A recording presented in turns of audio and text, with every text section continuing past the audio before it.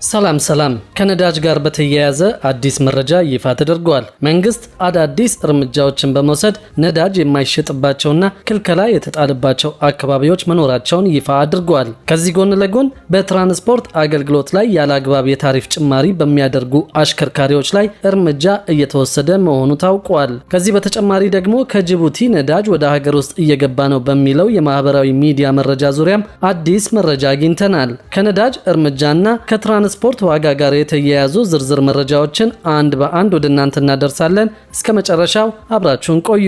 የቦቴዎችን ነዳጅ ከጅቡቲ ወደ ሀገር ውስጥ በማጓጓዝም በተመለከተ ጅቡቲ ያለው ጉዳይ ተፈቶ ነዳጅ በብዛት ወደ ሀገር እየመጣ ነው፣ መንገድ ጀምረዋል፣ ካሁን በኋላ የነዳጅ ችግር አይኖርም የሚሉ መረጃዎች ከሰሞኑ በማህበራዊ ሚዲያዎች ሲሰራጩ ቆይተዋል። ጉዳዩን በተመለከተ ጅቡቲ ከሚገኙ አሽከርካሪዎች ጭምር መረጃ የማሰባሰብ ስራ ተሰርተዋል። ከዚህ ቀደም ደና በሚባለው ጊዜ ቦቴዎች ነዳጅ ሲያጓጉዙ በነበረው ልክ ማጓጓዝ ጀምረዋል መባሉ እውነት ነው ተብሎ ጥያቄ የቀረበላቸው አንድ አሽከርካሪ ይህ ውሸት ነው ሲሉ ምላሻቸውን ሰጠዋል። የቦቴ ሾፌሮችም ከጅቡቲ እየመጡ መኪና አቁመው አዲስ አበባ ነው ያሉት፣ እናም ነዳጅ መጥቷል፣ ችግሩ ተፈቷል የሚባለው ውሸት ነው ሲሉ አስረድተዋል። ሌላኛው ሾፌር በበኩላቸው በማህበራዊ ሚዲያ የሚዘዋወረው ነገር ውሸት ነው፣ ነገር ግን በአነስተኛ መጠንም ቢሆን ነዳጅ እየመጣ ነው ብለዋል። መረጃው በወጣ ሰዓት ጅቡቲ ያለ ጓደኛዬ ጋር በስልክ እያወራን ነበር፣ ውሸት ነው፣ ቀስ እያለ ግን ይመጣል ካሉ በኋላ ከዚህ በፊት በቀን ከ200 በላይ መኪና ይጫን ነበር፣ አሁን ደግሞ ያ ሁሉ ቀርቶ ከ45 እስከ 50 መኪና ነው የምንጭነው ሲሉ ተናግረዋል። 2 መርከቦች ገብተዋል፣ በአይኔ ነው ያየሁት፣ ሰሞኑን 3ኛ መርከብ መጥቷል ብለዋል፣ ነገር ግን እርግጠኛ አይደለሁም ሲሉ የተናገሩ ሌላ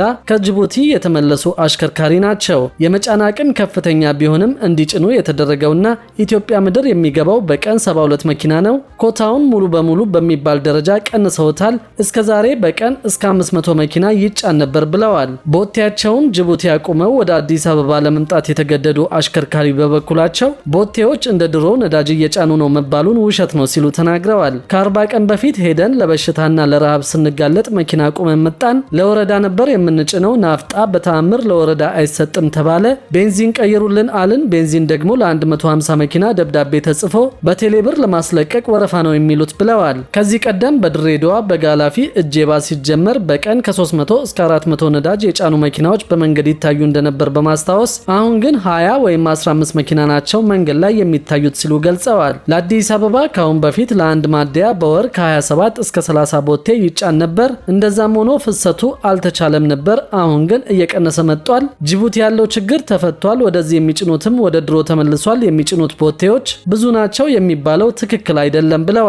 ሌላኛው አሽከርካሪም የሌሎቹን ሾፌሮች ሀሳብ ተጋርተው መኪናቸውን ጅቡቲ ያስቀምጠው እንደተመለሱ በዚህም ለትራንስፖርት ብቻ ከ4000 ብር በላይ እንዳወጡ ተራ ደርሷቸው ወደ ጅቡቲ ቢመለሱ እንኳን ይሄው አላግባብ የሆነ ወጪ በቀጣይም እንደሚጠብቃቸው በመግለጽ አማረዋል። በተያያዘ አንድ ማደያ በወር 3 ቢያጆ ነዳጅ እንዲያገኝ ተወስኖ እንደነበር ገልጸው ነገር ግን ብዙ ኮታ የሚሰጣቸው አሉ፣ እነርሱ ብቻ ናቸው ተጠቃሚ የሚሆኑት፣ ሌላ ማደያ ይቆማል፣ የእነርሱ ግን ይሰራል ሲሉ አሰራሩን አጋልጠዋል። ከዚህ ጎን ለጎን መንግስት አዳዲስ አሰራሮችን በመተግበር ላይ እንደሚገኝ ያውቀናል። የኢትዮጵያ ነዳጅ አቅራቢ ድርጅት በወረዳ ከተሞች በሚገኙ የነዳጅ ማደያዎች ነዳጅ እንዳይሸጥ ክልከላ መጣሉን የታወቀው ድርጅቱ በዞንና ክልል ከተሞች የሚገኙ ነዳጅ ማደያዎች ብቻ እንዲሸጡ ውሳኔ ያስተላለፈው በወረዳ ከተሞች በሚገኙ የነዳጅ ማደያዎች የሚታየውን ከፍተኛ ህገወጥ የነዳጅ ሽያጭ ለመቆጣጠርና የነዳጅ ብክነትን ለመቀነስ መሆኑን ያነጋገርናቸው ምንጮች ገልጸዋል። ውሳኔው የተላለፈው ከቀናት በፊት መሆኑን ያወሱት ምንጮቹ በዚሁ ምክንያት በበርካታ የወረዳ ከተሞች በአጭር ርቀት የሚሰሩ መኪናዎች፣ ባጃጆችና ሞተር ሳይክሎች ለከፍተኛ ችግር መጋለጣቸውንና ገሚሶቹ ሙሉ ለሙሉ ስራ ለማቆም መገደዳቸውን ተናግረዋል። ነዳጅ አልፎ አልፎ በሚገኝባቸው የዞን ከተሞችም ቢሆን ተሽከርካሪዎች ነዳጅ ለመቅዳት ከ3 እስከ 5 ቀናት ተራ እንደሚጠባበቁና በነዳጅ እጥረት ሳቢያ ነዳጅ ሳይቀዱ የሚመለሱባቸው በርካታ አጋጣሚዎች መኖራቸውን ተረድተናል። በሌላ በኩል ደግሞ በትራንስፖርት አገልግሎት ላይ ያለአግባብ የታሪፍ ጭማሪ በማያደርጉ አሽከርካሪዎች ላይ እርምጃ እየተወሰደ እንደሆነ ተገልጿል። የአዲስ አበባ ትራንስፖርት ቢሮ ከዚህ ቀደም በትራንስፖርት ታሪፍ ላይ ጭማሪ ያደረገው በቀጣይ ሊኖሩ የሚችሉ የነዳጅ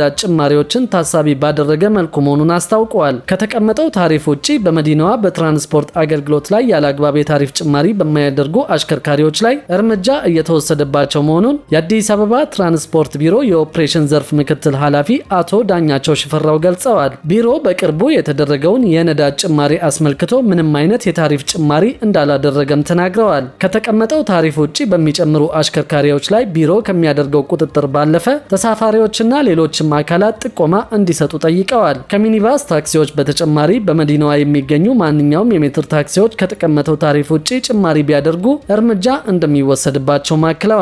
ቢሮ ህገወጥ አሰራርን ለመቆጣጠርና ለማስቀረት ከሚመለከታቸው አካላት ጋር በጋራ እየሰራ መሆኑን በመግለጽም በመዲናዋ ከአግባብ በላይ የታሪፍ ጭማሪ የሚያደርጉ አሽከርካሪዎች በርካታ መሆናቸውን ተሳፋሪዎች እየገለጹ ይገኛሉ።